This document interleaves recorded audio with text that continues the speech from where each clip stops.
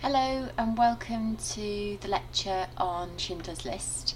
I wanted to talk over about three areas with you. The rest of the time you'll be looking at either clips from the film or thinking about discussion questions or having a look at some of the reviews that you've got in your reader.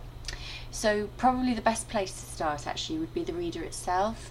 Have a look at the Zizek and the other reviews that are in there, have a read over and sort of begin to sort of compare their readings of Schindler's List to your own. So what I want to talk about in particular is going to think about Holocaust theory, draw out ideas of the archive because that's a very topical concern currently actually in academia and certainly in sort of literary theory as well. So one of the writers who is perhaps best described as being part of the post-memory generation, so W.G. Seabolt, died about sort of 5 years ago, but his work, although written and set mostly in the UK, deals with this kind of scattered archive, scattered photographs, scattered memories, and he's drawing there very directly on the symbolism to do with the Holocaust. So one of the things I want you to think about are the kind of materials that you have within Schindler's List and the emphasis on piles of materials and dress and glasses that you're repeatedly sort of confronted with. So we're going to think about that. We're going to look at Theodor Adorno, famous theorist, and some of the things that he said about Auschwitz. Primo Levi's work probably stands head and shoulders really in terms of recognisability of being a sort of a Holocaust survivor. His writing is very strong. He was originally sort of from a chemist background, physics background, so actually some of his writing, the periodic table for example, is very kind of science-based, very interesting writer actually, and interesting beyond his writing of his experiences at Auschwitz. And then going to think a little bit more about, you know, some of the politics around sort of Schindler's List, the decision to film this particular book, this Booker Prize winning novel, and we're going to think about who has this ability, if you like, who has the ability to speak. So it's really raising again questions of sort of authenticity. Theodor Adorno is part of the Frankfurt School of theorists. Now, you may recall me telling you a little bit about them. Obviously based in Frankfurt, had a number of Jewish members, which meant that prior to war breaking out, and actually during war breaking out as well, a number of these theorists actually fled and left Germany. So Adorno becomes part then of a school in America, the so-called Chicago School of sort of theorists. So don't be confused in your reading if you see references to the Frankfurt School and the Chicago School. They are part of a continuum, part of the same thing. Adorno was very heavily influenced by Walter Benjamin, who actually died in the Pyrenees looking to escape occupied France in about 1941, if kind of memory serves. And Adorno does draw on quite significantly Benjamin's work. So the famous quotation from Adorno, you may know Adorno as being a theorist of sort of popular music, but he's also a sort of a cultural theorist, or was a cultural theorist more widely. He famously said to write poetry after Auschwitz is barbaric. And I've included the sort of the longer quotation here because I think if you see this quotation in isolation, it seems to point in a very sort of particular direction. So what I'd like you to do is to pause this presentation now and read over this quotation. What is it you think he's saying? What is it you think he means? And in a couple of moments I'll kind of respond with my response. So I hope you didn't cheat. In terms of sort of thinking about this, I suppose one of the things I come to is this idea of the barbaric. So, you know, poetry, we hold up poetry as being everything that is good, that is noble, that is elevated. Poetry lifts ourselves above ourselves. It gives us an understanding and an insight into the world around us. So Adorno is perhaps calling for a shift in the type of poetry that we write. the knowledge that it is impossible to write poetry. So we are laden as a society with the horror, with the knowledge of the Holocaust. It affects everything we do. It affects artistic impression. Do you know, one of the things I should have done actually was to look at some of the fantastic artwork, late 1940s, early 1950s artwork, very, very depressing colour palettes, very difficult, very mechanistic art that's sort of coming out of this period, because it gives you that real sort of visual shock. So go onto the Tate Modern website, have a look at some of the images of art of this particular period, and you'll kind of see what I mean. You'll see the ways in which there is a kind of an artistic shift. So there are some really interesting writers who kind of engage with this and almost take up this kind of challenge of, you know, how we write poetry. Now Anthony Rowlands has published a book on Holocaust imagery in Sylvia Plath and in Ted Hughes and in Tony Harrison, and it's a very, very compelling read actually, so that would be worth sort of having a sort of a flick through.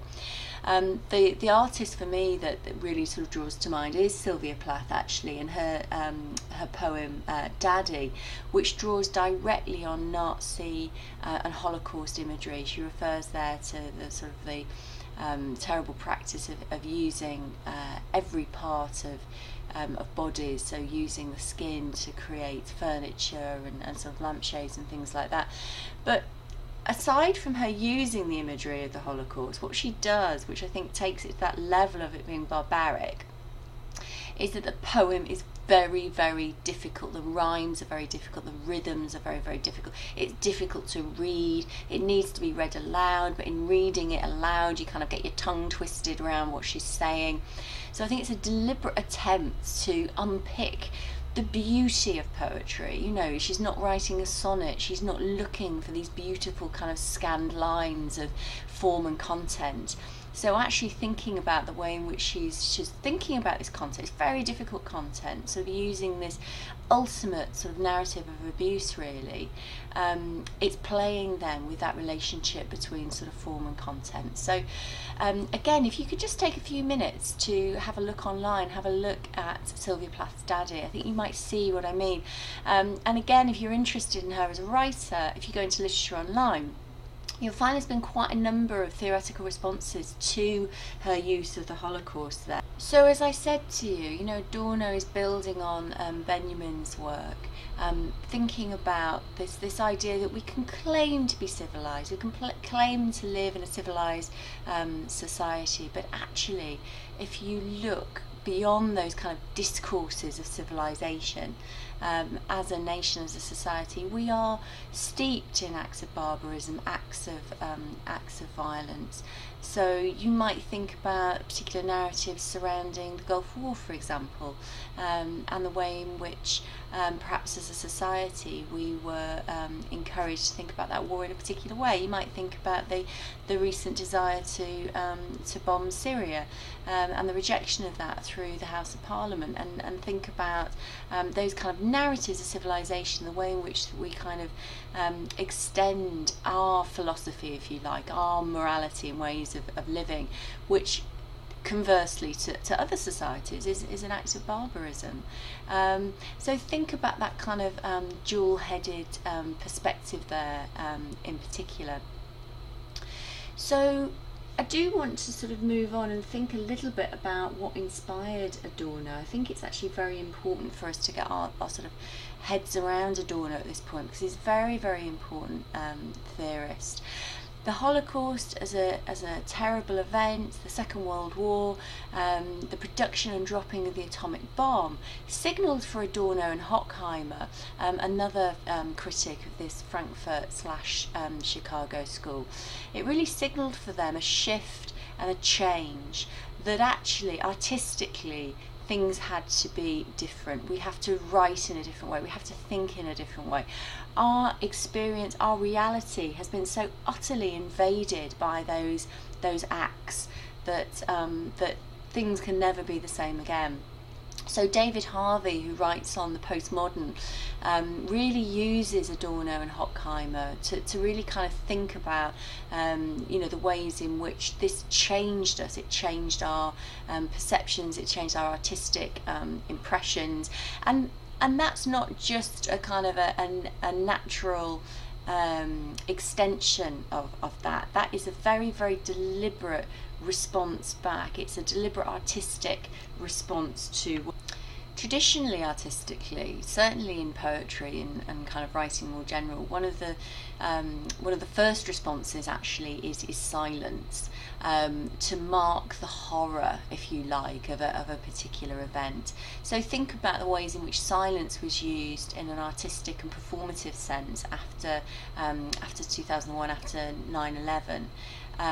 So what you have initially perhaps are writers refusing to engage, almost, or it appears so to us, using silence as a type of elegy, as a type of saying, this is too much, we can't find the words, we are the poets, we're the writers of a generation, this event is so horrific, it is too much for us to comprehend, too much for us to kind of write about. And that idea of silence itself can be quite a political act. It's also interesting to note that, in the 1950s to sort of the early 1960s, the Holocaust wasn't something that was necessarily being spoken about all that much. There was a lot of repression in terms of the event, and you can see certainly in terms of the writing of some of the people from the 70s and the 80s, the way in which there was a desire to kind of re-engage. And that's done both through the kind of the survivor memoir, but also the kind of the post-memory generation, so the second generation after Auschwitz and the Holocaust, sort of looking back to the experience of their families who sort of lived through that. I'm going to pause there and take you to the next recording.